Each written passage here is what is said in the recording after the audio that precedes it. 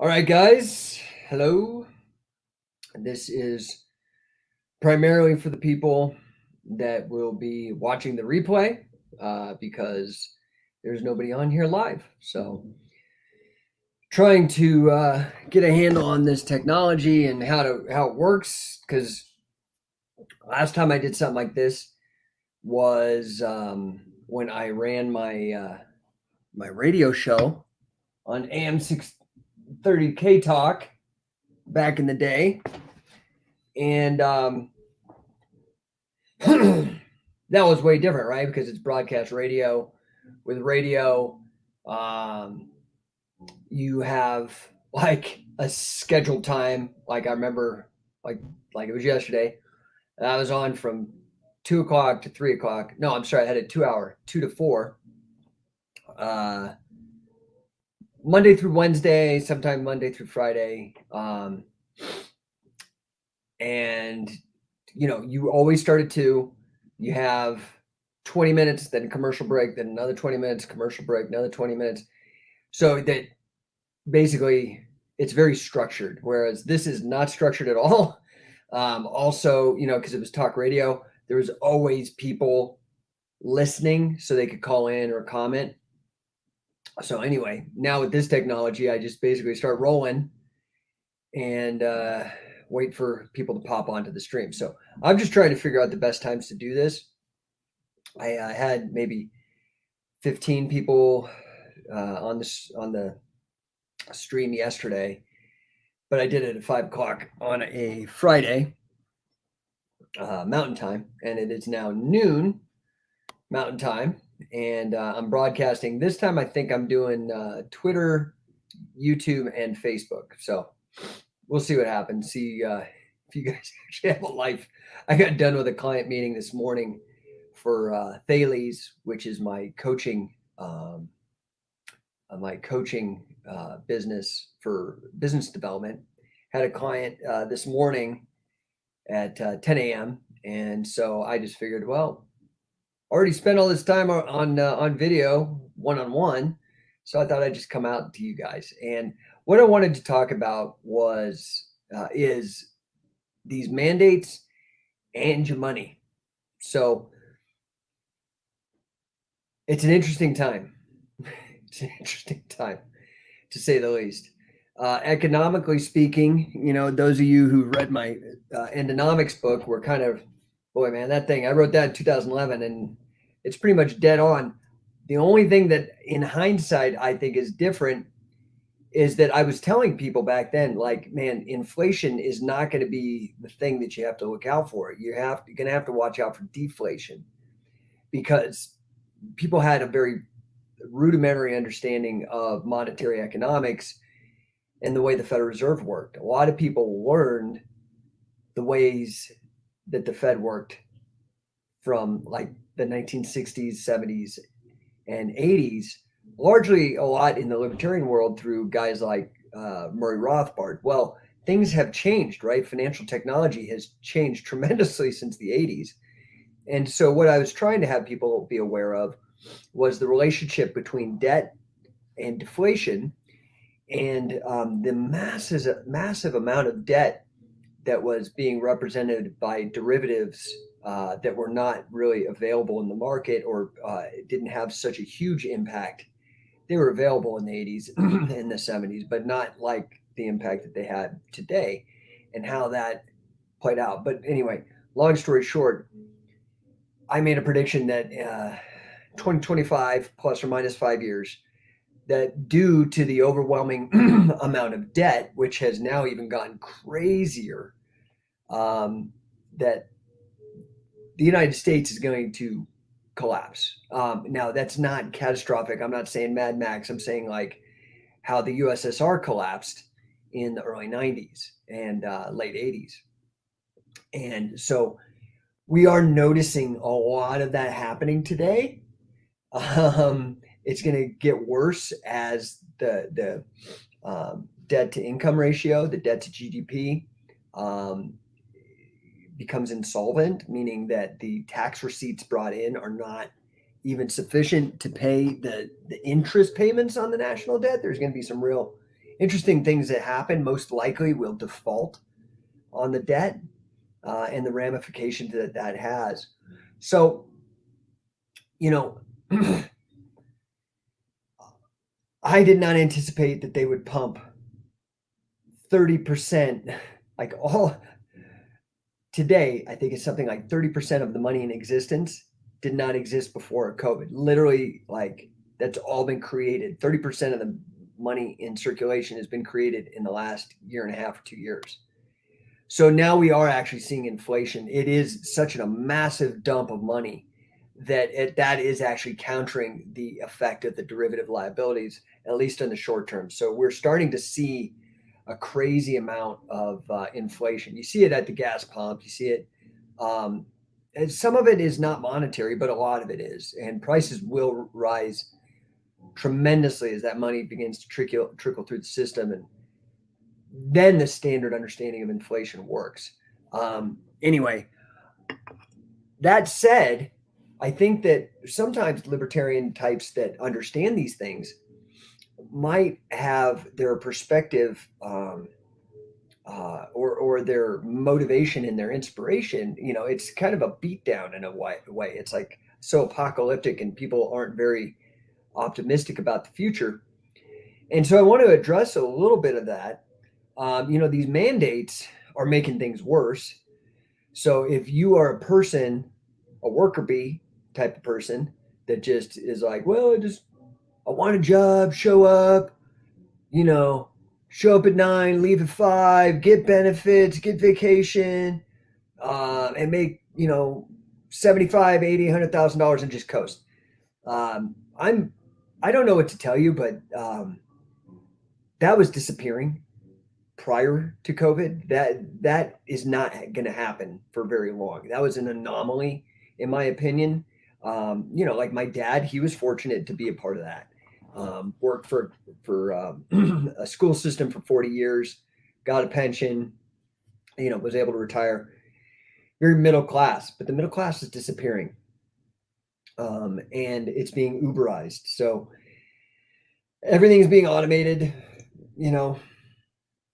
not just burger flipping jobs, right? Like we see that when there's a mandatory minimum wage, people are like, well, shit, why will I hire somebody? I'll just have robots do it. We've seen that happen. McDonald's, I actually went in the other day and they had a whole kiosk. They don't even have people to serve you anymore. But it's not even typically like low skilled workers. Ethereum and Cardano and these smart contract blockchain applications, they're going to be doing away with like people like attorneys. It's going to mostly go into coding, where these smart contracts are executed. So, I mean, and trucking, like we have self-driving cars now. So things are radically changing. And the reason I bring that up is because you're still going to have to survive. And what we're noticing is that if you take the UBI, the Universal Basic Income handout, that's not going to come without some sort of cost, some sort of exchange of value. So if you're going to be the government's little bitch, they're going to make you toe the line or you don't get paid. And this is kind of that social credit thing. Notice it's all getting integrated. So, the first step here, and it was quite shocking that the severity to which they went. I mean, these mandates are fucking nuts. I mean, I'm just going to be real. You could be pro-vax, anti-vax, whatever, but to force somebody to take and this stuff, the word experimental, they changed it officially with CDC, but it is experimental. We have no long-term data from this. Remember when we were doing this shit with thalidomide, putting pregnant mothers on thalidomide, and then you end up with babies with serious birth defects and stuff? It's what happens when you do these drugs and there's no long-term effectiveness. Now, you bring stuff up like this and you're going to be censored. I mean, it happens to me all the time. I mean, I saw that my page on Instagram was being shadow banned, and my reach has been restricted. And so these are real things, and it's really sketchy, man. And I'm just still shocked that nobody else is. I mean, there are a lot of people pissed off, but people aren't actually taking action and doing something about it. So, I think part of it is we're going to have to figure out. We're going to have to not have people selling out. I think you look at something like Facebook. Well, they got a lot of their funding from InQtel, which was a incubator, uh, a funding vehicle that the Central Intelligence Agency used, and so that probably didn't come with any strings. So we're noticing how Facebook is manipulating elections, all kinds of stuff, and that goes for Twitter, that goes for all these giant tech people that are very deeply integrated into the establishment control systems of governments and whatnot. So, hey, what's up, Mark? Let me post that up. Thanks for commenting, guys. Comment here. Mark says UBI coming soon where he's at in the UK. The government's slowly moving to it. Social credit model already has a forerunner in the whole credit score system here. It shapes people's lives 100%. I mean, you're 100% right. It's crazy, man. I mean, notice how cash has gone away. And the thing is, it's so funny to me is this whole blockchain narrative. I talked about this a little bit yesterday. It wasn't until Dan Pena in one of his TikTok is awesome, by the way. I just love it. He's very crass, very non-PC. So, if you're going to be one of those little weenies that watches it and then reports them, just don't do it. Just don't do it. Let people who are grown-ups and want to watch that stuff, please allow us the ability. Please have a little tolerance. But Dan Pena raised a good point. He said that I don't know how true this is. I don't know the man personally, but he raised a really good point. And he said, this Satoshi Nakamura, right? This pseudonym that the founder of Bitcoin, the author of the white paper, wrote. And there's speculation as to who really it is. They've done like linguistic analysis and found that the language is very similar to a couple guys in the scene and whatever. But Pena said he knows who it is. And when that becomes public, the price of Bitcoin's going to crash. Now, I hadn't really thought of that. I kind of got sucked into the romantic narrative of like, oh, this cyberpunk mystery guy. And maybe it is, but I don't know. I mean, it could be KGB, could be CIA, could be World Economic Forum. These dickheads behind the fucking Great Reset or whatever. We don't know. And so, but it is coming. It's coming, dude. And one of my fields of expertise is financial technology. And so everything is becoming kind of centralized. And this is a huge risk. I wrote about this in my 2009 book, Anomaly, about the importance of maintaining kind of a decentralization of information. And that's how the internet used to be prior to social media. You had all kinds of crazy shit. And you had some really offensive, gross, awful stuff. But that's the trade-off a little bit to maintain a fidelity to being able to speak freely. So, being able to call out corruption, being able to call out all this stuff, that's super important. And to do that, you sometimes have to allow unsavory people to speak their mind too. I mean, that is the whole premise of freedom of speech. And it's so crazy how that value has been destroyed. Well, these mandates, man, I mean, on top of the supply chain volatility, on top of the giant fucking shit show that was this Great Reset and these lockdowns, you understand that most people, like small business, literally, I'm not talking big corporate assholes. I'm talking mom and pop. And in fact, I think there's something like 200. I'm just going to throw this out there. I don't know how right I am, but I'm just giving you a sensibility. I think there's like 228 million small businesses and 222 million. So I'm sorry, there's 28 million small businesses or something. But of those, like 22, the vast majority have only one employee. These are people who are self-employed. They actually don't really have a business as I would define it, but they're self-employed. And they were largely treated as non-essential, even though they provided the same services as these essential people like Walmart and all these other fucking places. It's really fucked up.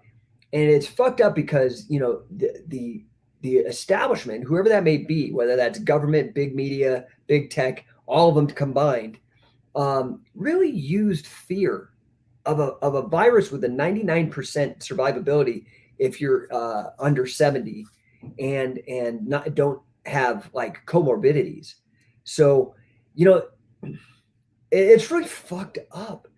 And what's so weird is that like we've all been so conditioned like Pavlov's dogs here with the bells and whistles of our fucking phones. Now, this is the thing, man, is it I don't think that's a bad thing.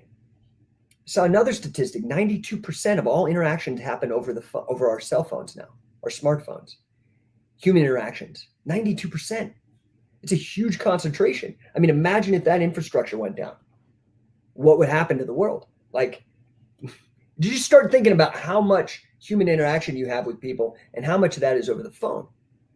So the downside of that, it's like guns. These are objects. They're neither good nor evil, except how they're used. So let's see here. Oh, hey, what's up? Sorry, I get rambling and I forget to check the messages. Mark, yes, Pena and Kiyosaki Kiyosaki's another badass dude. I really highly recommend listening to him. Some of his advice I don't agree with, but I think generally philosophically we're aligned. He's a smart dude and he's doing what I think is the way. You know, I made a mistake in my 30s. I thought the answer to this, and I think this is just maybe kind of the mindset of somebody in their 30s, was like, oh, politics, or I need to get into this like call out culture shit and like, you know, make a difference and stuff. I still want to make a difference, but I don't think that was the way to do it. I ended up getting death threats, having my car tampered with. This is when I was in politics in Utah. I ran for U.S. House of Representatives against Jason Chaffetz. Ran for school board. I chaired the Libertarian Party of Utah. I had like I mentioned at the beginning of this, some of you guys tuned in a little later. I had a live two-way political talk show on the third oldest talk radio station in the country for like 3 years. Dude, I thought politics was the way, but politics is trash. That doesn't mean the trash don't need to be taken out and that you need to have some system for trash management. That's 100% true. But I'm a kind of guy that I throw myself into everything, so I have firsthand experience with it, so I could speak from my own personal experience. And I didn't get much traction, man. Like I said, it just was real negative. Politics has got a real gross vibe. It's kind of got this mafia thing, man, where it is you're dealing with fake people that are violent, like psychopathy. So I ended up getting out of it, man. It fucked up. It freaked me out, like all the death threats and shit. I just like, dude, it's not worth it. And I started thinking about it. I'm like, you know who actually has more effect on people than politicians? Artists, writers, sports people. You know, I mean, I'm not saying to agree or disagree, but look at that Colin Kaepernick or whatever. Like, dude, that guy had a huge effect. He was able to use his platform to affect change and stuff. And I'm sure that guy got death threats too. But my point is I kind of pulled back. And now I even have a different, so I do think art is probably a better way to go. But, oh, hey, what's up, Jason? Good to see you, brother. Let's see here. Mark said, yes, they were classed as non-essential and the big box stores were allowed to keep trading, thus putting small business out of business. Corporate war on the war. Yeah, and this is where you could put your conspiratorial hat on that, you know, maybe this was by design. They wanted to kill all these fucking small businesses. Now they've got like only these big businesses. But if you're a big business and you want to go, now your small business put out of work, you got to go get a job. Now you got to get the jab because this big corporate thing that survived has over 100 employees, and to get that money, you got to get the jab. So, you know, I mean, and this is what's fucked up, dude. It's not like we didn't just, we hung Nazis over fucking this shit. It's called the Nuremberg Code. This is where the ideas of medical ethics, this idea of principalism in bioethics, principalism came out in the Nuremberg Code. Things like do no harm, the Hippocratic kind of thing, informed consent. Right? There's like this whole thing of medical ethics and informed consent, dude. These mandates are not only are they not constitutional, 100%, dude. And the problem is these fucking assholes now. What they do is they don't ask for permission. They ask for forgiveness. I'm talking Obama, Biden, Bush. They just throw this shit out there through these mandates, and then it takes time for the courts to handle it. Well, by then they've got the bureaucratic infrastructure. You're not going to pull back the TSA. You're not going to pull back Obamacare now, even though it's a shit show. You're not going to pull back these fucking vaccine mandates. It sucks. It's some bullshit. And I think the only way is to actually like get some straight up Henry David Thoreau, Gandhi, MLK, like civil disobedience. Civil. Don't be doing this. Don't buy into the violence thing. Civil. Say no. You always have the ability to fucking say no. Problem is they're nudging you. There's this book called Nudge, and it was basically how Obama and what's the guy's name? He's an economist. Can't remember his name right now, but Nudge. You look it up. Robert something. Anyway, it's about how they manipulate you into getting what they want policy-wise. Well, now they're using public health. So anyway, let's go down here. We got Clint. So yeah, well, that is the problem, dude. You do get like threatened, man. It's a problem. Well, anyway, so as I was saying, that's how they control people, right? Is they threaten them, and if they can't, I mean, I'm not saying Kobe Bryant was murdered, but I know he was really doing some stuff against Big Pharma. And it's not like they can't hire some mercenaries. And I mean, I'm just saying, like, I don't have any evidence of any of that. I'm just saying, like, are we still allowed to do thought experiments? Like, do we have freedom of thought anymore? Because, freedom of thought and freedom of language are the same thing. Anyway, money and mandates, okay, here's the thing. A lot of these libertarian people, the way they think is pessimistic. Murray Rothbard, and then their argument is anarchy. And I'm like, dude, we have anarchy now. Like, we have competing governments, dude. Like the United States, like California legalized weed and the feds didn't like it. And they've still been going, and the feds come in and raid, and it's a shit show. Like, so I'm just telling you, like, this utopian anarchism is not going to work. What works is more of like what I call a personal anarchism. And that's the anarchism that everybody is. Very few people drive the speed limit. Does that make you a criminal? No, like you're just doing whatever the fuck you want to do, right? So anyway, it's that personal anarchism where you use cryptography, you stay out of what are called enforcement zones, right? No cop, no stop is like if you're at a stoplight and there's nobody fucking around and there's no cop, you just take the fucking turn, right? But if there's a cop there, even though there's nobody around, you're like, because it's an enforcement zone, they can get you. So the problem is enforcement zones and the non-enforcement zones, like the enforcement zones are getting bigger because of our cell phones. They're listening to you. I mean, dude, this was like one of the smartest things. They made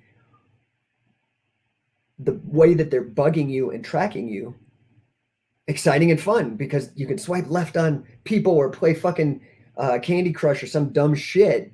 And meanwhile, they're just listening and tracking and building up all this data. I don't think anybody's listening, but I know that it's all going into a warehouse out in Utah for the National Security Agency. Is recording all this. And so they can just, at any point you become a problem, boom, they bring up a profile. There's a book out there called 3 Felonies a Day because there's so many laws on the books. The premise of the book is that even your little old innocent, nice grandma is committing 3 felonies a day. So then they can just build and pick and choose whatever case they want, and you're effectively hosed. So it's important to start taking control. Like I was making the point that guns don't kill people, people kill people. So guns can be used for bad. We do that in a lot of these foreign entanglements. We kill innocent people and stuff with our guns, our bombs. But they can also be used for good, to defend yourself from psychos and stuff. So it's not the object itself, and it's just like your cell phone. 92% of your fucking interactions with people are on the cell phone. It's crazy. So you need to start, like a gun, using it for good. Use it for your business. It's an amazing time to be alive. So yeah, they're tracking everything and all these but you can build a business. And it doesn't have to be internet business. It can be, but it doesn't have, but you're still going to use that phone for it. Do you understand? So I think that, yeah, while artists and whatnot are powerful, I think that if you really want to be free in the future, you're going to need to be rich. And everybody gets down on, oh man, so much money was printed. Yeah, that is a problem. So there will be inflation, but there's a shit ton of money. There ain't no shortage of money out there. There's something like 1.3 quadrillion dollars out there. 1.3 quadrillion. That's one estimate. Okay. If there's 7.8 billion people, you divide 1.3 quadrillion by 7.8 billion. That's like $165,000 per person. Do you have $165,000? Some people do. Some people have way more. That's not distributed evenly. What I'm saying is the money is out there. But I think, I was talking to my client about this. People, we live in this weird golden age where, man, I can get any product in 2 days because of Amazon. I can find all the world's information at my fingertips. I could talk to somebody in Zimbabwe just like this. Like, it's an amazing time. I could be on a plane surfing the internet. It's mind blowing, like what we can do. But the problem is people have become like fucking lazy. It doesn't take long, man. Just 100 years ago, life was hard. Just as like 100 years ago, 1920s, people were still shitting outside, dude. Like my mother grew up on a farm in Nebraska. She's 78. And she had to shit outside in the fucking winter. Like, that's not that far removed. And people had to work hard. That's not going to change. I think you still have to work hard. I think people have just gotten lulled into this sense of of laziness and convenience. And you still are going to have to fucking work way hard, dude, if you want to really succeed. But dude, you can do it. It's just, everybody's so lazy and they've got a shitty fucking mindset. I honestly believe that's true because I've been a fucking entrepreneur through 3 fucking crises now, and I'm fine. Okay? I'm not saying it was easy. Shit, this last one was brutal. But you can do it, okay? Like for 20, so I started my first thing in 2000. I was my first like little attempt. And you know what it was? You know what actually got me off my ass was gangster rap. Like I'd already been listening, like I could tell this story at another time, but I had already been listening like personal development, self-help was what they called it because I'm old, but since like the early 90s, it really helped me in a lot of ways, like better than therapy, better than any bullshit, but like actually listening to somebody help me, and like guys like Tony Robbins and all that, and maybe you think they're cheesy and I think they're cheesy, but it did help me when I was a young person. It helped me get my head right or whatever. Well, the funny thing is though, is I never actually got into entrepreneurship until like I heard Dr. Dre say something like move units and then you can talk shit or something like that. And it just, for whatever reason, that line really resonated with me. I started thinking, I'm like, move units. So this guy sells CDs back then it was like, CDs were a thing. It was before MP3s. He sells CDs at like $15 a pop. And so if he sells, 1 million of these, that's $15 million generated. He gets a cut of that. I see how he's making money. So you have to start selling something. So I was living in San Francisco at the time, going to grad school for financial engineering. And so I'm awash of all these things. And this is kind of right when the .com boom is happening. And I'm like, it's a real entrepreneurial time. And oh, wait, Clint's got something to say. Hey, what's up, Clint? What blows me away are the people who spoke out critically about 9/11 on the basis of shit. Oh, yeah, well, some of them. I don't know. I thought the fucking, there were so many like sketchy unanswered questions on the 9/11 thing. So many that just got brushed over. And it's the same with all this Fauci shit. So, I mean, some, yeah. Some people were truthers then and not now. Yeah, it's fucking weird. Mark, yeah, I mean, that's the thing. It's enforcement zones is the concept though, right? Like, outside of enforcement zones, it's anarchy. Like, but that's not bad. Like, that doesn't mean it's Mad Max when there's not a cop around, right? And then Mark's, yeah, well, we're kind of there. Yeah, it's fucked up. Dr. Dre. Yeah, so okay, so my first product, I was in grad school, and I had a gig. What was I doing?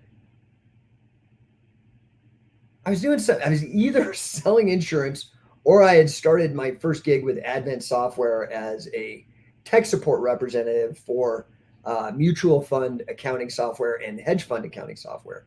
Can't remember. I was somewhere in there. I it's a long time ago, and I'm getting old. But my first product was, I was listening to Dr. Dre, and he said that you got to move units, and I was like, okay, I need to create something.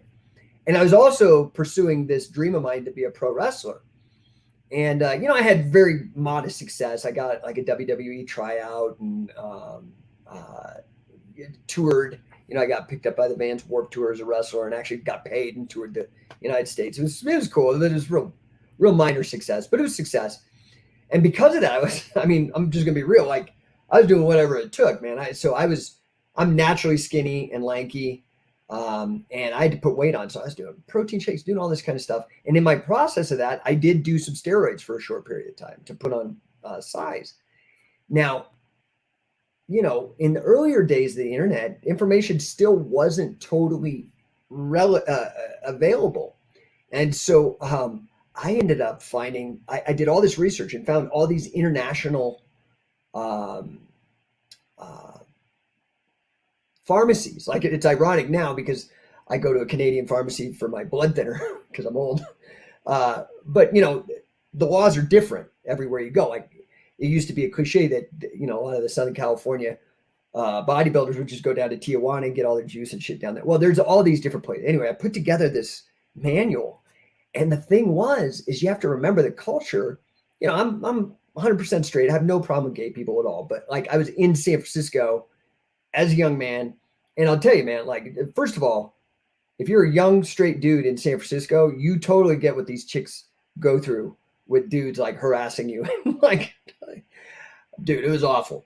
But what I noticed is when I was at the gym, like, most of these guys that were juicing, and honestly, the motive was the same for me, was vanity. Now, it was different. I was trying to create a certain look because I'm naturally lanky, so I could get booked on, maybe get a gig on TV or something as a pro wrestler, big dreams.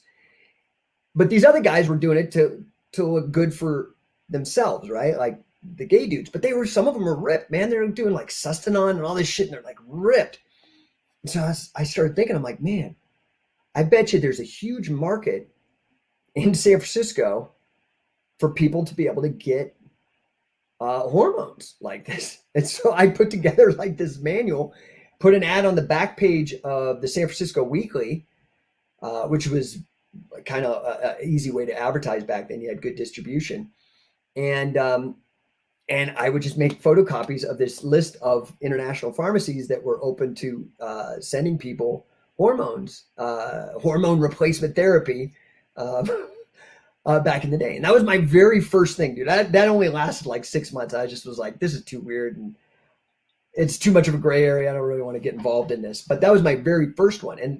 And I was doing that when 2011 or 2000, when 9/11 happened in 2001.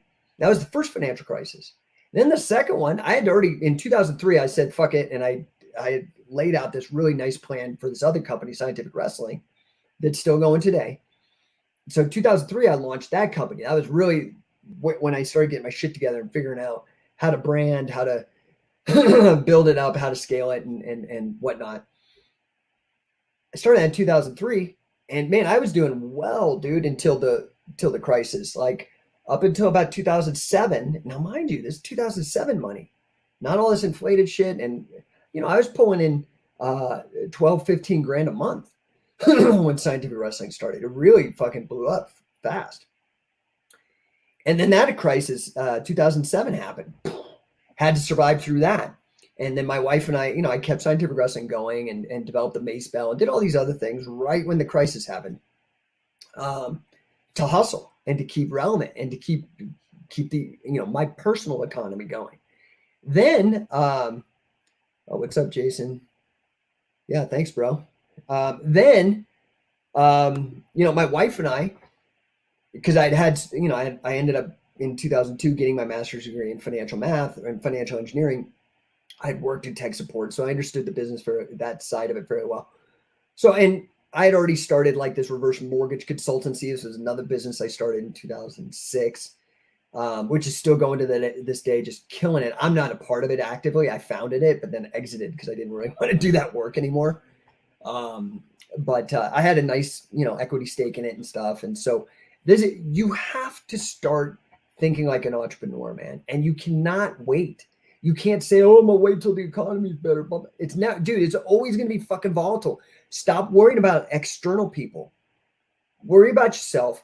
Fucking get working and just put your nose down. Don't stop watching the news, dude. Just work, create, build. And it takes time, dude. Like, so me personally, I have like a personal mentor. I look up to this guy named Grant Cardone. You guys might have heard of him either through me talking about him or whatnot, or, he promotes the shit out of his stuff. He's brilliant. And, when he was my age, he tells this story. He was like 50 years old or something, a couple years older than me, but he was like 50 and he hadn't made his wealth yet. He had $1 million in terms of top line revenue company coming in, but after you take out costs and all that kind of, that's not huge, right? Because you got employees, you got all these other costs. So $1 million a year in terms of company is successful. It's a good benchmark, but you're not rich. Grant, the guy's got almost $4 billion of assets under management.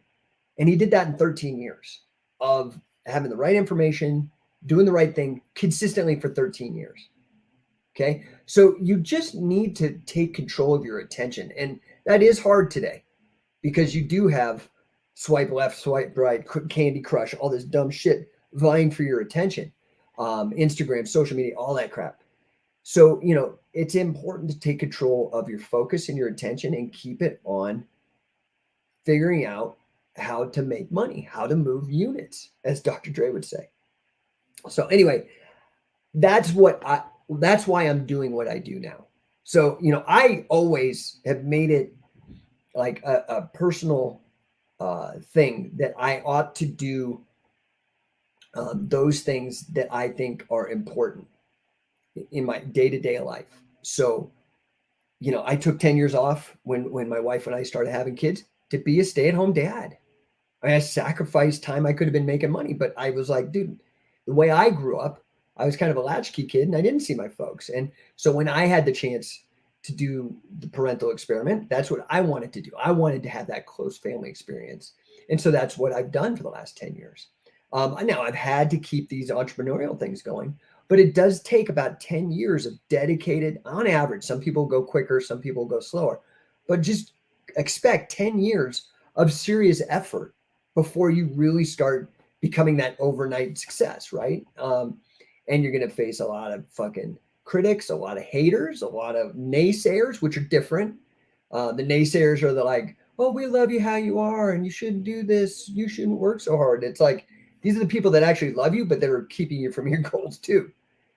They're actually, in my opinion, more dangerous than the haters, right? So let's see here. Yeah, exactly, Clint. Right. So this is the truth, man. So if I want $100,000 years, I need to be making $1 million in revenue. Now it depends. Like that's a very general thing. So if you have like a company with very small margins, this might be it. If you have a company with fat fucking margins, you might be able to take 250 or even 4 off of the million. It just depends on what the situation is. But the other thing is man, you can have all your products and all that shit in line and employees, but your big expense is going to be marketing. I mean, if you look at how much somebody like, say, at Johnson & Johnson spends on marketing, it's insane, but that's how they generate the revenue. So that $1 million, you're right, Clint, it doesn't go very far. Mark, power to you. Oh, power to you, stay-at-home dad. Yeah, I mean, dude, it's brutal. I mean, and again, it gives you respect. it gave me a lot of respect for these stay-at-home moms or these single fucking parents having to do everything. It was like brutal. Now, you know, I've made a conscious effort to maintain my marriage, to maintain this family and stuff. I'm not saying that everything's been hunky-dory or perfect. I'm just saying, like, willful making it happen, really endeavoring, trying to be happy despite the volatility and your own fucking personal problems and whatnot, but like still trying to have a great life and make a great life for your family. It's not easy. It's not easy. It's worth it, but it's not easy. Lobsters, like, right, the crabs in a bucket like mentality. I totally feel you. Anyway, listen, you have to really change the mindset. You know, so a lot of entrepreneurship is about mindset. A lot of people, like, you know, they're like, oh, I want the security of a job. I'm like, dude, I've run businesses where I'm in charge of people and have to fire them. Do you have any idea how insecure your job is if you have one person that can fucking fire you? Like, as an entrepreneur, I may have 1,000 bosses, 1,000 clients. If any one of them fires me, I have 999 other ones to still get paid by because I'm delivering value. You see, so you're actually, I think the public school system is where it starts. I think the public school system is free. I wish they'd call it socialized education, so more people that are not inclined towards socialism and more into individual responsibility and individual liberty would stop going there, because they're just indoctrination camps. It's socialized education, which is propaganda. And they just want you to be a worker bee, man. They don't teach you anything about financial literacy at all. They teach you a bunch of shit that's the narrative that keeps them in control. I mean, we've all taken a fucking history class, and it's such bullshit in a public school or even in a college. Just to benchmark, companies under 50 million generally don't net out about 10% gross, varies. Right. I mean, these are very general. So, you know, like if we're looking at a restaurant versus we're looking at a software company, these are going to be different, but this is in general. And I don't disagree. Gross varies greatly. Yeah. So, let's see here. Glenn has something else to say. Right. But nobody fucking thinks this way, or very few. And so, to me, that's why I'm doing these kind of talks, is to just maybe shift the way that you're thinking about things. I mean, the other thing that I find that's fucked up is that in this culture, you know, sales has such a fucking stigma. And I can understand part of it, because there's a lot of people that are fucking scumbags. So, you know, and there's a lot of people that try to be manipulative and like do all this dumb NLP shit and what. First of all, that shit don't work, but you have to be able to sell with integrity. You know what I mean? And if you find something you truly believe in, and that's why I recommend everybody should try to turn whatever they're passionate about into a side hustle to begin, and then scale it up into that FU money. That's how I started Scientific Wrestling. The reason why Scientific Wrestling, if you guys, for those of you who know me from other areas, not from that company, go to scientificwrestling.com. That company, we are by far, I mean, second place, even close. There's some people that have bought like followers and stuff on Instagram or whatever, but like nobody comes close to having had the impact that my company's had in this space. I mean, we dominate the fucking space, dominate. So check it out, Scientific Wrestling. But the reason that is because that is my passion.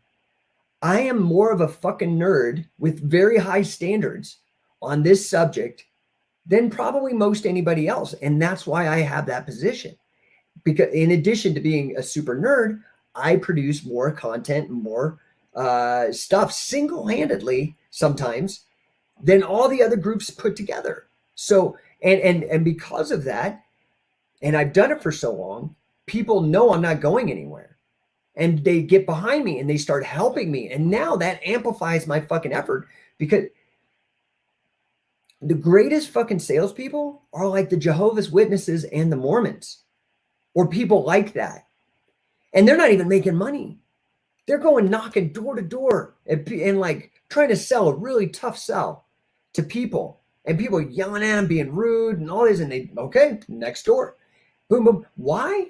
And it ain't even, they're not making any money. It's because they believe. They believe in it. That's why.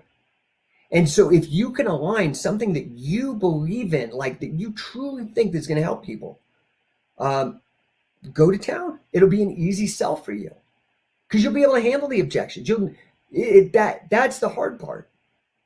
But it's not hard if you have passion and belief, right? Let's put here, Mark. I mean, that's what it is, dude. Like, I mean, we just need to stop. We need to, so language is important. You know, this is why free speech is important, but we also have to be analytical about it. And like, public, that sounds so nice. Like the public pool. Oh, it's great. Dude, no, it's socialized education. You take money at the end of a gun through taxation to fund this centrally orchestrated system that you don't have any say in. Man, I tried to run for school board in Utah. That's such a joke. You know what happens is you run and you have to be appointed to run.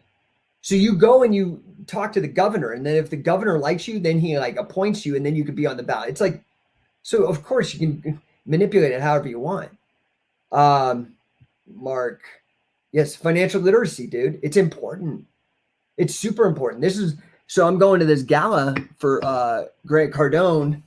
It's I don't know, it's like the 22nd or something in Miami. And it is a gala where people are, you saw that stupid tax the rich fucking AOC dress. She was going to a gala. It was like some dumb socialist gala. Well, Cardone's running one for business people, small business, not the corporate guys, but small business. And it's to fund his Cardone Foundation that is all about financial literacy. And they're starting a new thing that I'm really excited about called Cardone for Kids. And man, can you imagine we get all the youth like actually figuring out how to become independent, to have that FU money so they can actually speak their mind. Like, you go follow Grant's Twitter, man. He's like saying like, I won't support the mandates. Like he's suing Joe Biden. Like, he's a good dude, but he's got that because he has fuck you money. He has like enough money to actually do a thing.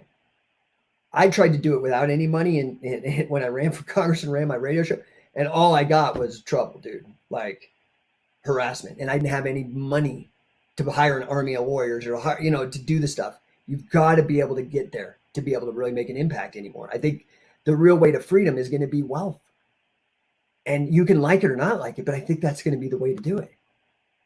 Clint, I have had that conversation about risk perception with Jobber with many martial arts students. Yeah. I mean, Clint, you're clearly, you got the stats down and you got the mindset down. But you have a police badge. So are you an entrepreneur? I don't know and you might do both. My brother's retired from Vegas police force, and he's always dabbled in entrepreneurship. He's never really found his niche yet, I don't think so. But Clint, I don't know if you have or not. You sound very much like a creative entrepreneur driving your opportunities from unique niches. Yes, that's 100%. What would you say to more conventional business models? Okay. Now, this is a little bit out of my wheelhouse because this is not what I do. I mean, you're right. Like, so that reverse mortgage consultancy, the only reason that came to be is because I am creative as a problem solver, and I understand entrepreneurship enough how to use it to solve some problems. And what happened is I was working for the largest mortgage originator, reverse mortgage originator at the time. This is probably 2005, 2006. And my boss, I was the manager of modeling, like doing mathematical modeling, financial modeling for this company called Financial Freedom. They were a subsidiary of IndyMac Bank, which at the time was like the seventh largest normal mortgage originator. They were huge. They were also the first one to get nationalized during the 2007 financial crisis. Anyway, my boss at the reverse mortgage company said, hey man, we need to get like data on our competitors and yet, but reverse mortgages were so new, nobody was public. So you couldn't go to these 10Ks or whatever and get data so you could do market share. And I'm like, dude, unless you give me a budget to do corporate espionage or some illegal shit, I can't solve this problem. And so, he kept asking me to solve this problem. I'm like, dude, like, not going to happen under the circumstances. And that's when I went from analytic mind to creative mind. I said, okay, I went back to him because I remember we'd have a weekly meeting every Friday. That was his management style. It was great. He was a very good manager and a super smart guy. And so I went up to him. I said, okay, I've got a solution. And he lit up. He's like, oh, awesome. I said, okay, here's the solution. You're going to have to quit your job. I'm going to have to quit. And we're going to have to take our database guy with us. And he's like, what the fuck are you talking? I said, what we're going to do is we're going to create a blind database. We're going to go use your Rolodex and your prestige, your connections in the business. And we're going to get out. We're going to say, listen, give us your data. Hey, you company, we quit this company. We're not with them. So give us your data. That company we used to work with, give us your data. This other company, give us your data. Everybody's going to be protected by NDAs, basically like non-disclosure agreements. So we're not going to share sensitive data in anybody. We're going to collate it, and then we'll spit out aggregate data reports, right? So anyway, that was the genesis of this company, and now, it's still going or whatever. So rminsight.net is the company. I don't do much with it. I was just a founder and came up with the concept. They've had great success without me because they killed it. Now, for them, they didn't come up with the creative, but they did the actual execution. So for them, I mean, everybody's different, right? And so for those people like you're talking about, Clint, I mean, something like a franchise could be a great opportunity. I mean, honestly, that's part of the reason why I partnered with Grant Cardone. So I'm a licensee and soon to be certified speaker, mentor, coach, consultant for 10X and for Grant. But I'm a licensee, and I basically bought in to like an affiliate or a franchise model. I'm going to be doing that same thing to help people like martial artists. In 2022, I'm going to be launching an affiliate program for scientific wrestling. So let's say that you own a McDojo somewhere, like a normal TMA, but you don't want to do the 10-year rank structure shit with jiu-jitsu for whatever reason, or you're like me, you just don't like it and you want to go the catch wrestling route, the scientific wrestling route. You could buy our affiliate for like 10 grand or whatever I price it at. I have to still figure out the exact offer. But in exchange for that, I'm going to give you resale rights for my entire library. So you have one tranche right there to make revenue. I'm going to let you have a license to, I'll give you a coaching cert. You're still going to have to do the 500 hours of training, but that's included in that $10,000. So now you can teach classes. That's another revenue tranche, and give seminars. Then on top of that, I'm going to let you run King of Catch tournaments, for example. I'll give you the licensing and help you teach you run those. So now you can run tournaments that not only make you money, but also bring attention and bring people into your dojo. So I think things like affiliate programs and franchises, and even this like drop shipping shit that's going on with Amazon, you just have to understand the shit's going to change. Like that Amazon thing, if it's too easy, everybody's going to do it. So, franchises, I think they're fantastic. You just got to really shop around, and you still got to have a sense. My suggestion is before you quit your job, try to figure out a side hustle so you can really understand, start playing with stuff so you have a steady income before you completely jump ship. Let's see. So Mark, the UK is totally overregulated. Straight. Hey, I don't know what to tell you, dude. Like, you still got to figure your shit out. So, I mean, this stuff is never going to go away. And in fact, as a statistician, there's this thing called mean reversion, which means shit always tends to go back to average. Well, the typical average case of humanity has been fucking strangled by regulation and feudal dickheads. Like, the serf lord relationship. That's 99% of history is the history of like slaves and masters. Like, okay, like not controversial. And we're mean reverting. We had like a nice 200-year blip of a lot of freedom and entrepreneurship. And that's why we are talking like this across the world or whatever, technological advancements like freedom. But the problem is we're mean reverting back towards that shit. And so you just got to fucking figure it out. You got to lay low. You got to get the fuck out of the UK. I mean, dude, it's not that big of a fucking deal. Figure it out. If your fucking kid, if somebody had a gun to your fucking kid's head, you'd figure it out. I mean, I don't mean to be dramatic, but I'm like, figure it out, dude. And I'm not, Mark, I mean, what I'm saying is like, you can either come up with excuses or you can come up with results. And that's just the bottom fucking line, right? So to me, what I say is like fucking rich mode or bitch mode. Which one? Because you can't do both. The other thing is you can either be wealthy or you can be right. You got to stop worrying about all that shit. You just got to do the things and do it smart and make it happen. So let's see, Mark.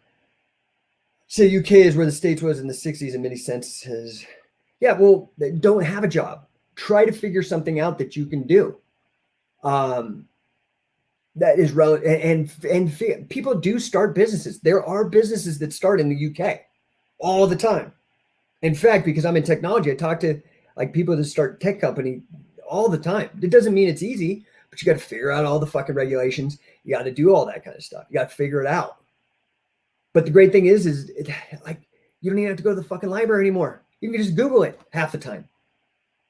So I mean, you just have to take action. Like you have to fucking do it. You could sit. So many people get stuck with this like mentality of like, oh yeah, everything has to be fucking. No, dude, have a shotgun. That's why you fucking shoot birds with a shotgun and not with a fucking sniper rifle. Okay, because that's what you're gonna have to do at the beginning. You're not you might land a big elk or something, but those big whales are few and far between, right? Meanwhile, you're gonna have to feed everybody with some birds, and it's ready fire aim. Okay, it's not ready aim fire. You sit there aiming, the bird's gonna be fucking gone, dude. That's why you do a shotgun, and you just kind of throw out some shit into the universe and see what happens. Let's see here. Quentin says affiliate programs are pretty awesome. They're a great way. You know, okay, I think that I'll get into this in a second. I think the franchises often eat up a larger percentage of the bottom line than the services are worth. It depends on the franchise, but yeah, unless they have a huge brand power. That's the thing, brand power. So like McDonald's, these big franchises. That's what I was thinking. You could probably do better by looking at the business model from a little higher value, blah, blah, blah. I agree. You know, what I really think is a great way. And again, you know, just the same way people look down on fucking sales. And I understand it.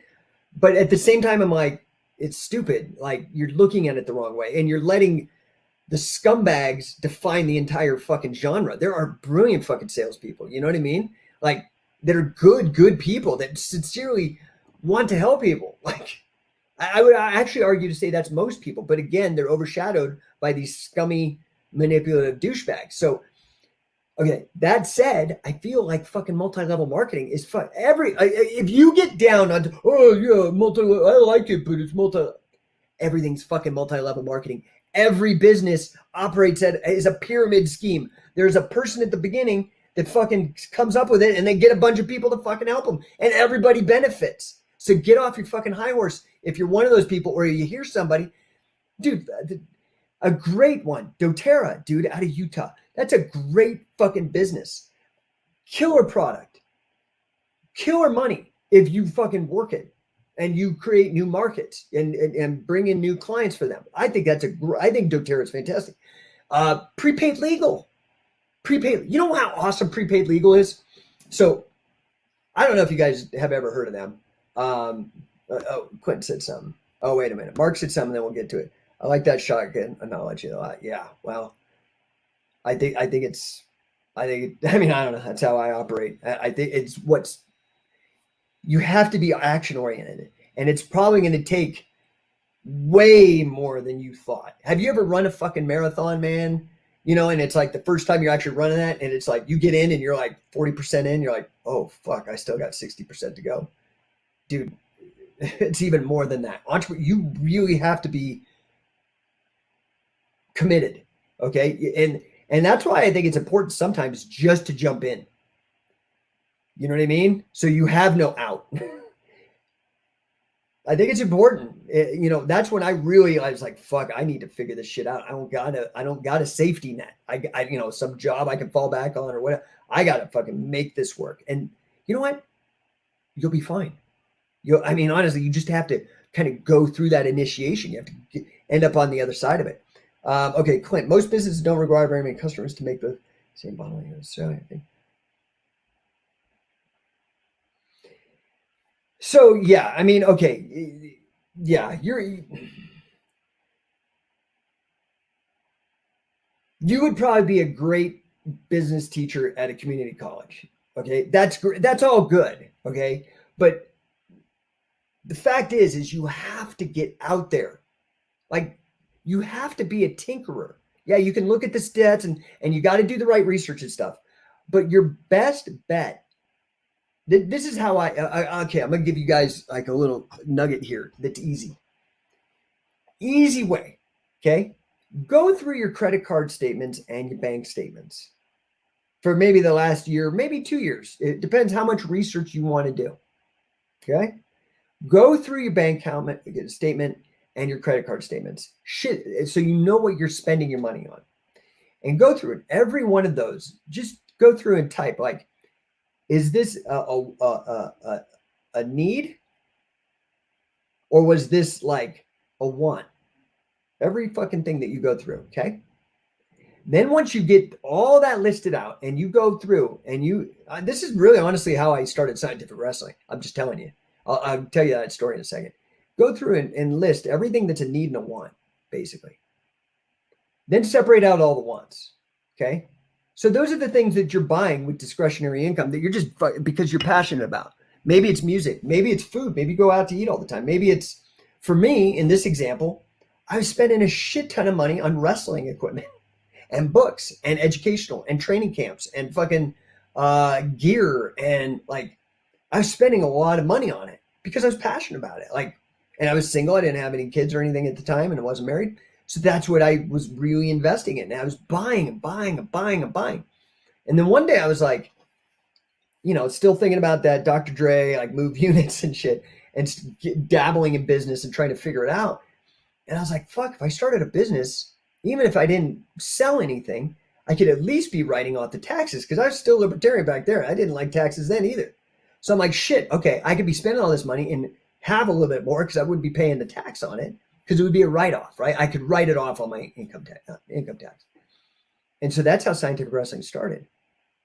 I started looking at what am I a consumer of? Because if you're a serious, like you buy a lot of it, like let's say you buy a shit ton of Harley Davidson shit, I would argue that if you bought a lot of it over a long period of time, you're probably an expert on the subject, or it wouldn't take much for you to jump to become an expert, okay? Once you do that and you shift your mindset, now, so in my case, I'm a lifelong student of grappling. Like it's for whatever reason, I'm fucking obsessed with it more than most people. But because of that, I'm a lifelong fucking student. But guess what? I can crowdfund my obsession and my passion by sharing what I learned. That's what I've done with scientific wrestling. So, this is what I always do. And I've always tried to find the very, very, very, very best that I can get to mentor with. In that case, with scientific wrestling, for example, Carl Gotch, Billy Robinson, Dick Cardinal, Gene LaBelle, Fujiwara. I was like, dude, let me figure this out. Let me get all the fucking information out of my brain. I'm gonna model this.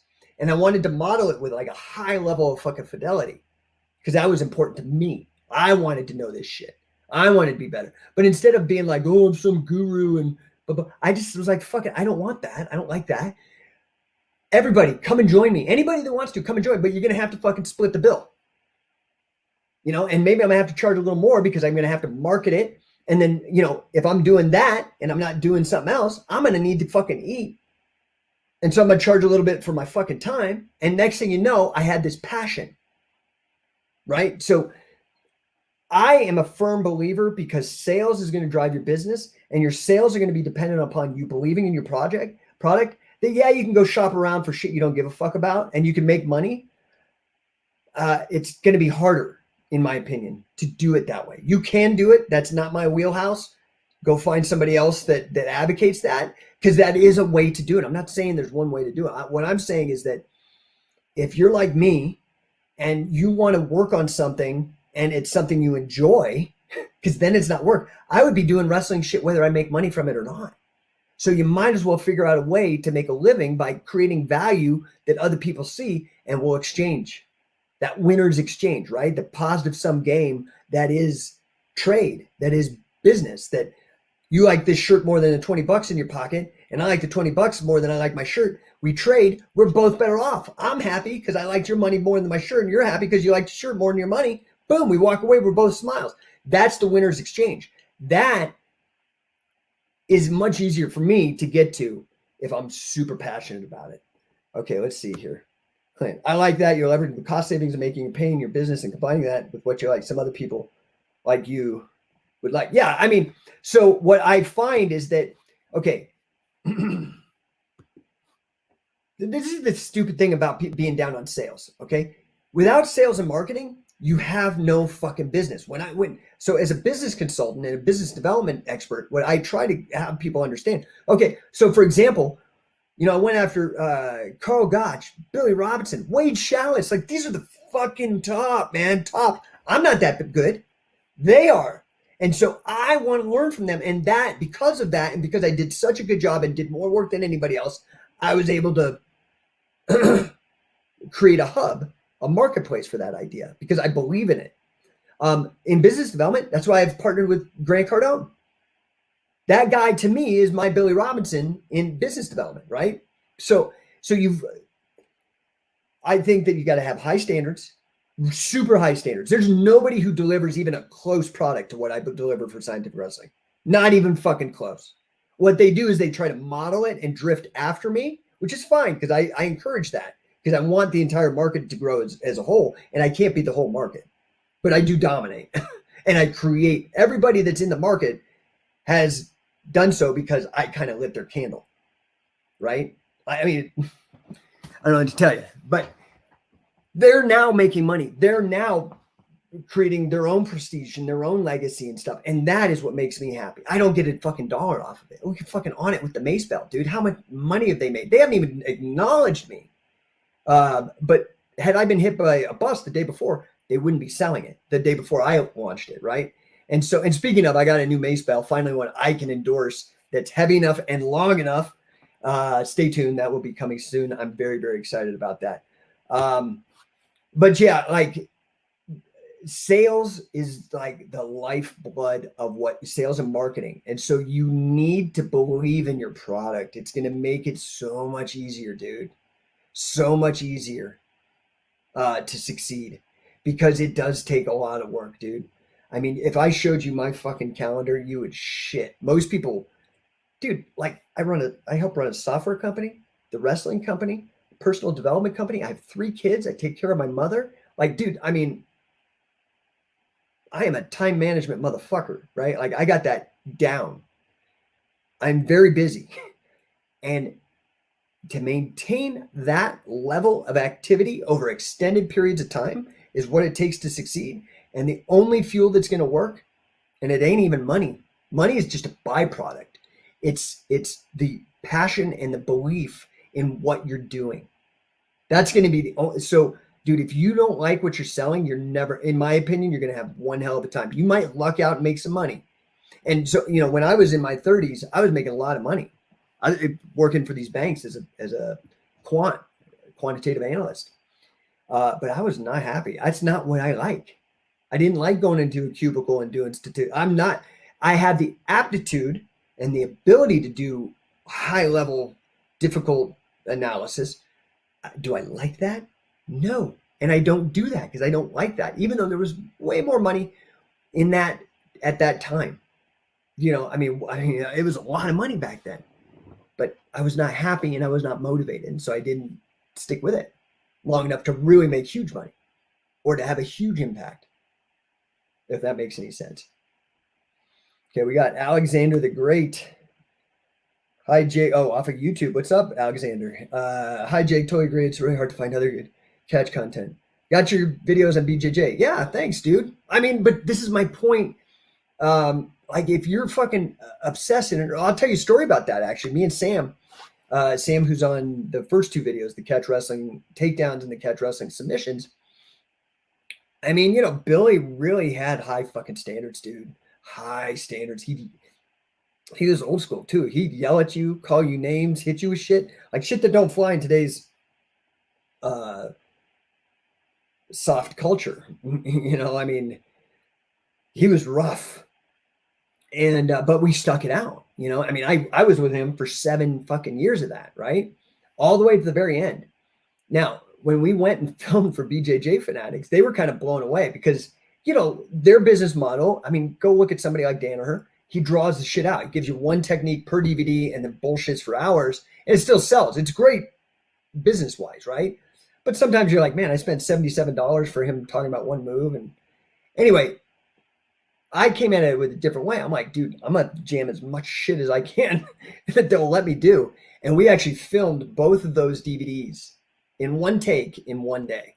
Like they were blown away because I guess most people have to do a bunch of takes, and dude, we just like boom, like went through it. So I'm glad you like that. The Nelson one, you know, like the grappling game is interesting because it's a lot like anything else where you have like the mainstream, and I think it's important to know what the mainstream is doing, but also to zig while they're zagging. You know, it's kind of this maybe contrarian uh, investing philosophy, maybe that I have a little bit, and you know, catch is great that way. And so, you know, I think that with the jiu-jitsu, it's they've done a great job with the control position that they use, and that's basically the guard. And the guard and the mount, they're same, just depends if you're on top or bottom, and they tend to be on bottom more. So the guard is like, you know, a great control position that they've thought out a million ways. When I say control position, I mean a way in which to control your opponent, set up the finish, right? A submission or whatever. So they've thought that out in a million ways. But you know, Carl used to say to me, and people would rag on him back in the day, but this was before. Anyway, you know, he'd say, "Dude, you do that to me, I'm just going to break your legs with leg locks." Well, now that's what happens. People don't even bother passing the guard half the time or more. They just go straight into leg locks, and you get in these leg and knee knots and leg entanglements and stuff like that. So there are more than one control position, and for whatever reason, a lot of people have a hard time expanding their mind out of that. And so my Nelson's DVD was like me trying to explain this concept that, hey, man, there's all these different uh, control positions, you know, the catch nine or whatever it's called. Those are all different control positions, and there's transitions in between. And, you know, cradling, like that's something I've been trying to push forever by bringing Wade Chalice in the mix. And I picked it up for two reasons. One, I remember like a buddy of mine, Alex, who's a black belt out in LA. He and I were rolling, but he actually cradled me. And I was like, what the fuck is this shit? And it's stuck in my head as that's a great control position. And then the other big one was, you know, I got to be good friends with Mark Schultz, and I got to hear his side of the Hickson story and how he cradled Hickson fucking Gracie, the god of Gracie, cradled him for a half hour, man. That's a control position on a high level guy, man. I knew there was something to be mined there. And so now, you know, like guys like Neil Melanson or Dave Petrone, you know, both guys that have been associated, high level guys have been associated with scientific wrestling. Like they're going down that rabbit hole of like, okay, let's look at this. I call it cradle like a wrestler's guard because it's such a great place. I mean, you go look at the stuff that those guys are doing on BJJ Fanatics. I wanted to kind of do that because I hadn't seen anybody really looking at Nelson's for the submission grappling game. So anyway, I appreciate that. Sorry to go down that rabbit hole. I know some of you guys don't give a shit about grappling, but the point is that, you know, and I'm going to wrap it here because I promised my daughter I'd take her to Barnes and Noble today, and we're over an hour. I actually only had anticipated being on here for like 20 minutes, but man, you get me bullshitting about things I'm excited about, and I can go on. Mandates and your money. Okay, so I almost consider it like an act of self-preservation to seriously start contemplating side hustles and side hustles that you think you can scale into FU money eventually. Okay. That's what I am doing with Thales coaching. So THALES coaching.com. You can just reach me through here or instant message me or whatever. I'll set up 15 minutes to talk with you about the same kind of method that I've used for business development. And actually, the great thing is both my wife and I do it. She's got fantastic experience running this software company that we run together, but she's done great things, really great things. So check it out. We're here to help you. It's fucking hella cheaper than going to some dumbass MBA course where the professor never actually has run a business or anything, but is just spouting off these statistics and never made more than, 75 or $90,000 a year. So um, it's really a good bargain. Okay. Check it out again. Thales, Thales, coaching.com. Named it after the Greek philosopher Thales because he was the founder of the first. The guy was brilliant. Like if you look up Thales, man, the guy did so much amazing stuff. Was the first to do it, but he actually was poor and was challenged. Like, oh, if you're so smart, why are you poor? And he said, oh, okay. And so he ended up becoming wealthy because he just figured it out. And the point is using the power of your mind. We live in an amazing time. He didn't even have the fucking internet. He used the power of his mind to become very, very wealthy. And I think that almost anybody can do that. I don't think that I sincerely, and I'm happy to handle objections because I don't think there's excuses why you can't do this. Other than you don't want to. You don't want to do the level of fucking work and take some risks and fail because you will fail. And this is again the fault of the public schools. Failure is like considered the worst thing, and F is the worst thing that can happen to you in a fucking school. In the real world, that's how you learn. All the other shit's bullshit. All the other shit comes out of a book. Tinkering, messing around, that's the source of all science. Penicillin, I mean, you know what I mean? Tinkering, fucking around, and finding out. So I appreciate you guys. Oh, wait, we got Mark said something here. Oh, wait, Alexander. Enjoyed the takedowns one. Need to work through it, though, through the other two. As you said, plenty of info. Yeah, I literally jammed it, dude. I was like, what I wanted to do was give people like some DVDs. And they, I produced DVDs for years, but dude, it's not my main focus. And so BJJ Fanatics has much better production and a bigger distribution because that's all they focus on. Whereas I focus only on catch, but I got to kind of have my fingers on a lot of pies. They only focus on grappling instructional. So that's why I decided to go with them instead of self-producing it. Plus, it was like an honor to have them fucking unsolicited, like ask me. I was like, I literally looked over like me, like, okay, shit, that's awesome. But I thought, okay, if I'm going to get this chance, I want to make a good first impression because I want to set this as like the basis for the coaching for the scientific wrestling accelerator camps that we do that are tied into the coaching certifications. So that's why I packed it with so much.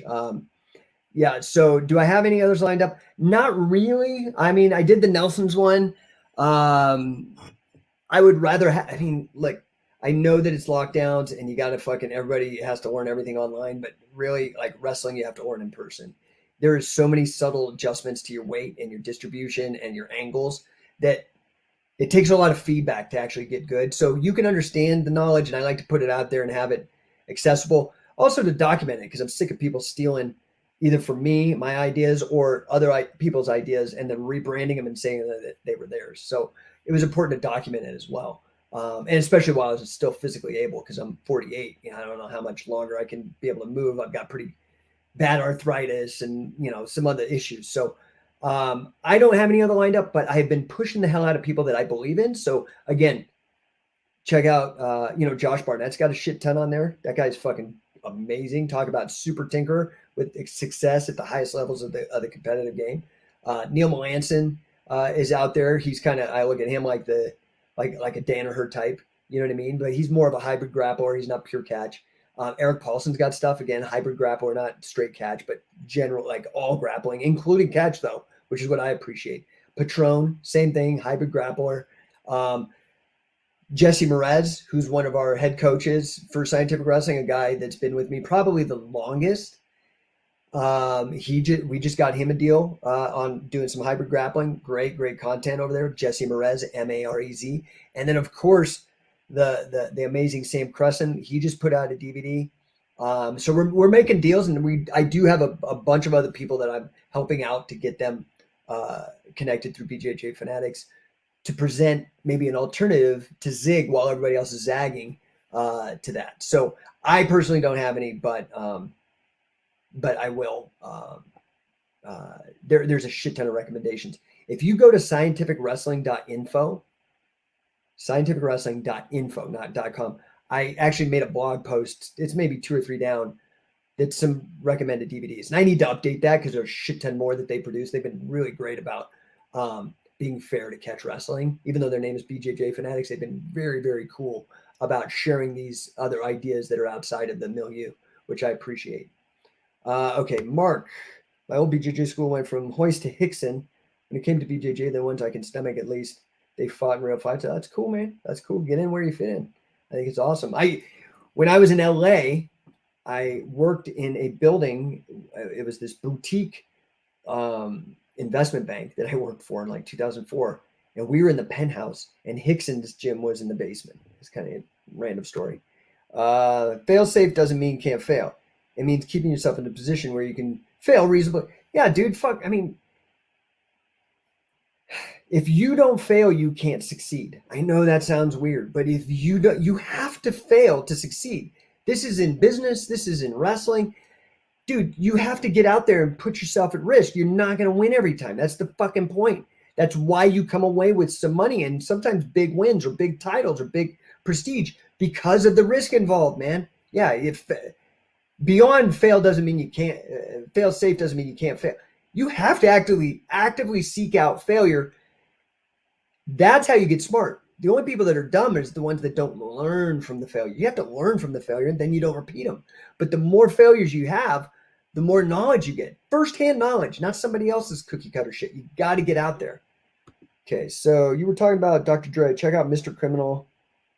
Okay, I'll check it out. Dude, I honestly am too old. But I will say this is the great thing about having kids. Dude, I'm all up on TikTok and like I know all the like fucking new music that comes out. Not that I'm into it, just because they're listening to it all the time. Thanks, Jake. Looking forward to when you come next. Oh yeah, Alexander, dude. I hope I can get out there, man. I'm just gonna tell you, I'm not gonna be the canary down the coal mine on this fucking experimental injection shit, this mRNA shit. It's just, I'm not anti-vax. I'm just not into iatrogenic medicine. That means medical errors, like, and that shit happens all the fucking time. I've had it happen to me as a youth, and so I'm very sensitive to malpractice, and I just don't trust these fucking pharmaceutical companies. I don't know what the fuck. I don't know anybody that does, but all of a sudden they do. It's so stupid, dude. Just because fear. So I do hope I can get out there, but honestly, man, like, here's the deal. Like, I don't know how it's gonna work because, like, I don't even like flying anymore. Like, I have to, this year I've flown on almost 25 different flights just because of my business, various businesses I got. I'm very busy. And it's such a pain in the ass now between masks and TSA and yada, yada, yada, and expensive, and then flights getting canceled. It's such a shit show. My goal is to get my own plane, roll my car up, get on the plane, fly anywhere. But that still doesn't mean, like, I don't know if I'll be able to come to the UK because I ain't getting that shot until it's been out for years and people know the true risks involved. It's just too crazy. I can't even believe how stupid people are with regards. They won't take the risk to start their own job. They'd rather take a risk from sketchy ass pharmaceutical companies that have been busted poisoning people, busted fucking people over time and time again. They'd rather take that risk than the risk of getting there. I mean, it's crazy. It just seems crazy to me. Yeah, okay. I'd love to. I want to make it happen. I love it, dude. I fucking love going over there. I really do. It's such a fun time. I know, and it's kind of Sam's become my partner going over there. Last time we went right before COVID was when I got my blood clot. I don't know if that was related because it was literally like 3 months. I got this massive blood clot right before all that shit went down in Bergamo, Italy. I don't know if it's related. It could be, it could not be. But now, dude, I mean, I don't know. I don't know. You guys might have to come out here. I don't know. Clint, what about Carlson? Oh yeah. Well, you guys can back channel that kind of stuff. I don't know. So I appreciate you guys. I got to take my daughter to Barnes & Noble. This ended up being a lot longer than I thought. Guys, hit me up. I'm posting this shit all the time. If you go to thalescoaching.com, THALES coaching.com, at the bottom of the page or somewhere on there is like schedule a call, man. It's no obligation, it's just strategy session. 15 seconds. I'll work with you and me. We can just bullshit and see, do you have something that's viable? Can I help you? And if so, let's fucking go. So I appreciate you guys. Hit me back if you got any questions. Other than that, have a fantastic weekend. And dude, I'm just doing this randomly now. I keep telling people like, maybe I don't know, maybe I'm a dinosaur, dude, because I did so much radio. I want to have like a set time when everybody meets, but maybe I'll just do this randomly and I don't know, maybe you could set some sort of alarm or something like that, and when I go live, join the conversation again. I'm doing this on YouTube, Facebook, and I'm oscillating between Twitter and LinkedIn. I can broadcast all of them at the same time. We'll see. I'm not sure where I'll settle in, but anyway, I appreciate you guys. Mark, yeah, cheers, brother. See you soon. Clinton, good session. Thank you, sir. Alexander, yeah, thank you, sir. I'm so glad you guys give a shit. I mean, again, this is my passion. I just took a risk. I showed up, started fucking broadcasting. I mean, you go watch the replay. I'm sitting here talking to dead air for 5-10 minutes before everybody jumped on. So that's the nature of the game, man. But notice we ended up having a bunch of people show up. So I really appreciate you. Oh, and thanks for the likes. Michael, Tom, dude, all you UK people must be I guess it's what, 8-10 hours difference or something. So it's probably the evening there. Clinton, thank you, brother. Appreciate you. Okay, guys, stay tuned. I'll be back. Have a great weekend.